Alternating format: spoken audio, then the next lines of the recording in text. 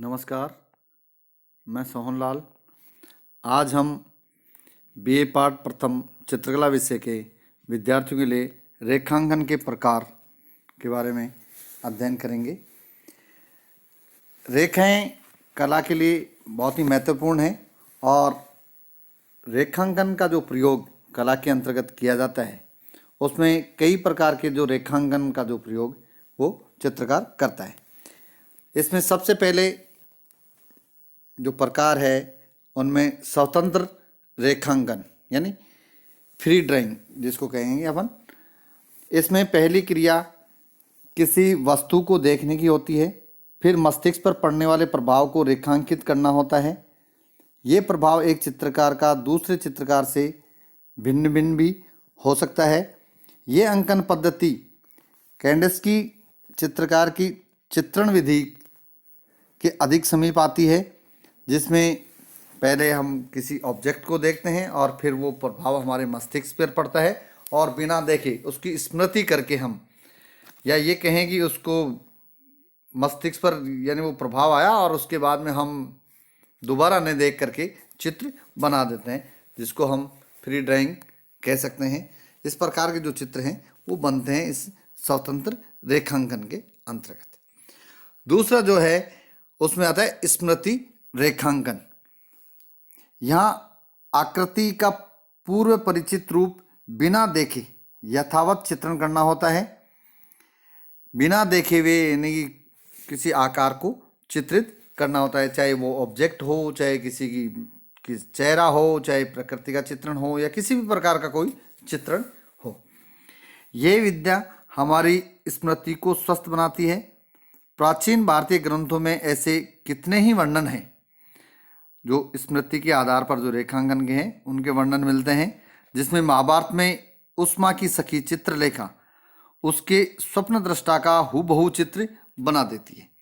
यानी कि स्वप्न में कोई चीज़ आती है और फिर वो देखती है कि मेरे को इस प्रकार का स्वप्न आया था और उसके आधार पर मेरे को चित्र बनाना है, तो वो बनाते हैं। तो इस प्रकार के वर्णन हमारे को यानी प्राचीन ग्रंथों के अंतर्गत भी मिलते हैं, स्मृति के आधार पर रेखांकन के चित्र। इसके बाद में आता है प्रतिरूपात्मक रेखांकन। इसमें हम जैसा देखते हैं वैसा ही बनाने का प्रयत्न करते हैं। ये रेखांकन दृष्टांत चित्रों में विशेष उपयोगी है। रेखाओं की सहायता से छाया प्रकाश तथा क्षय वृद्धि का प्रभाव दिखाया जा सकता है।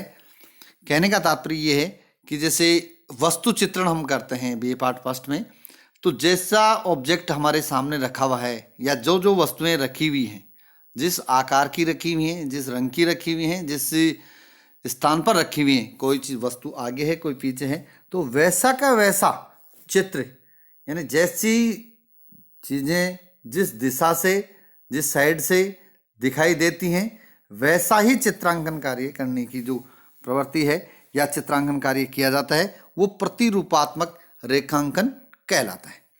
इसके बाद में आता है यांत्रिक रेखांकन। इस प्रकार की रेखाएं यंत्रों की सहायता से नपितुली होती हैं। इनका कलात्मक प्रभाव नहीं होता। इनका प्रयोग केवल रूप के निर्माण में सहायता लेना होता है, क्योंकि ये यंत्र से बनाई हुई होती हैं और यंत्र की सहायता से ही ये बनती हैं, इसीलिए इनको यांत्रिक रेखांकन कहते हैं। और ये जो चित्र के अंतर्गत बनाने भी आवश्यक होती है और बनाते भी हैं, इसलिए ये यांत्रिक रेखांकन कहलाती है। इसके बाद में आती हैं सीमांत रेखांकन। प्रकृति में अथवा वस्तु में अपनी कोई रेखा नहीं होती, बल्कि प्रकाश व अंधकार के कारण रेखा का नियमन हो जाता है, लेकिन ये केवल आकारबोध रेखाएं होती हैं। इस रेखांकन में वर्ण व पोत आदि तत्वों की ओर ध्यान नहीं देना चाहिए। कहने का तात्पर्य ये है कि जैसे प्रकाश पड़ रहा है किसी वस्तु के ऊपर, तो जिस साइड से प्रकाश पड़ रहा है और दूसरी तरफ उसके छाया है, तो उस वस्तु की जो छाया हम चित्रित कर रहे हैं, उस वस्तु को चित्रित कर रहे हैं, तो उसके धरातल उस वस्तु बीच में जो छाया हम दिखाएंगे या दूसरी साइड में जो प्रकाश दिखाएंगे वो उसके यानी कि सीमांत है, वो दिखाई देगा कि हाँ इसके बाद में ये चित्र आ रहा है या ये छाया आ रही है या ये प्रकाश आ रहा है, वो इसके अंतर्गत सीमांत रेखांकन के अंतर्गत आता है। इसके बाद में आता है सांकेतिक रेखांकन। ये प्रत्यक्ष चित्रण की ही एक विद्या है। चित्रभूमि पर अंतराल एवं वस्तु के आयतन को जानने मात्र के लिए इस अंकन पद्धति का सहारा लिया जाता है। इस प्रयास से सक्रिय एवं सहायक अंतराल का ज्ञान होता है। भाई पॉजिटिव एंड नेगेटिव जो अंतराल है उसका हमारे को पता लगता है। भाई चित्र के अंतर्गत जो स्पेस हम बनाते हैं, जो अंतराल हम देते हैं, वो हमारे को इसी सांकेतिक रेखांकन के माध्यम से दिया जाता है। इसके बाद में आते हैं प्रकृति रेखांकन। इसके अंतर्गत पुष्प, फल, पत्र आदि का विशेषतः अंकन किया जाता है। इसके द्वारा प्रकृति प्रदत्त रेखाओं एवं आकारों का अध्ययन होता है। पत्तों को ताजा अथवा सूखाकर, एक फल फूल को काटकर भी अंकन करना चाहिए। और इस प्रकार का जो अंकन हम करते हैं, प्रकृति के अंतर्गत जितने भी पेड़ पौधे या फूल है, पुष्प है, वो सारी चीज़ें जो मिलती हैं उनका अंकन हम प्रकृति रेखांकन के अंतर्गत करते हैं। कुछ फल फूलों को हम जैसे सुखा करके किस प्रकार से चित्रित होते हैं, और ताज़ा हैं वो किस प्रकार के चित्रित करते हैं। भाई ताज़ा है तो उसमें ताजगी और थोड़ा सा अच्छा यानी लगने वाला होगा, सूखा हुआ होगा तो थोड़ा मुरझाया हुआ सा दिखाई देगा। सूखे हुए पत्ते और हरे भरे पत्ते जो फूल पौधे पे लगे हुए हैं, पेड़ पे लगे हुए हैं, उनका चित्रांकनकारी जब करते हैं तो दोनों में काफ़ी अंतर दिखाई देता है। जैसे सूखी हुई टहनियों को चित्रित करना या हरे भरे पेड़ को चित्रित करना, इस प्रकार का जो चित्रण का जो कार्य है, प्रकृति के जो चित्र बनते हैं, जो प्राकृतिक चित्र हैं, वो इसके अंतर्गत आते हैं, प्रकृति रेखांकन के अंतर्गत। इसके बाद में आता है वस्तु रेखांकन, ऑब्जेक्ट ड्राइंग। वस्तुओं के एक समूह को सम्मुख रखकर उसमें से कुछ वस्तुओं का संयोजन करना चाहिए। इनकी दूरी रेखा की सहायता से प्रदर्शित की जाए। जो वस्तु पास हो उसका रेखांकन गहरा और क्रम से पीछे वाली वस्तुओं का अंकन हल्का होता जाता है।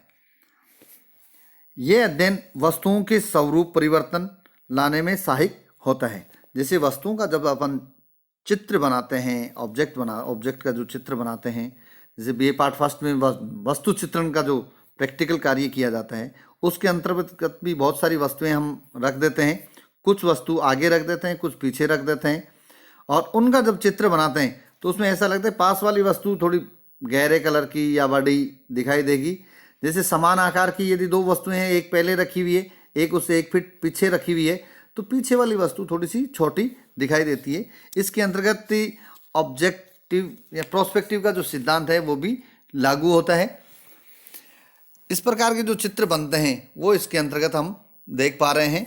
और रेखांकन का जो कार्य है वो बहुत ही अच्छी तरीके से यानी कलाकार को या चित्रकार को या चित्रकला का जो अध्ययन कर रहे हैं उन स्टूडेंट्स को करना चाहिए, जिससे कि अच्छे चित्र का निर्माण किया जा सके।